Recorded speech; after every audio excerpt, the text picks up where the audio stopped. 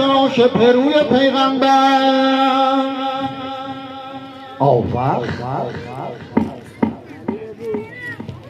آفخ که قیامت شده برپا به یقینم که شده محشر عظما دلم امروز عجب در تپش افتاده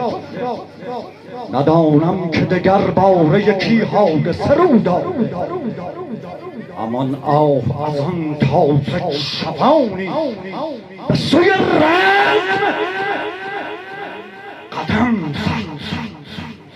که به چشمم شده مقصود کمانم که بود احمد مختار غرض لشکر خونخوار سپاهیان بیایید ببینید تازه جوانیم چو یکی قرص قمر تاج معنیش به سر افکنده ابرکز سپر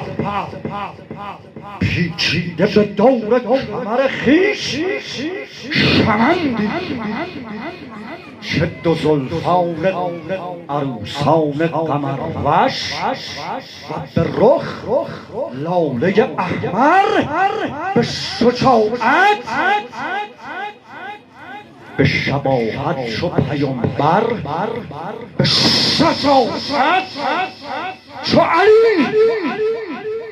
حیدر صفدر کیستی ای جهان گل رخسار به فرات آمدی برای چه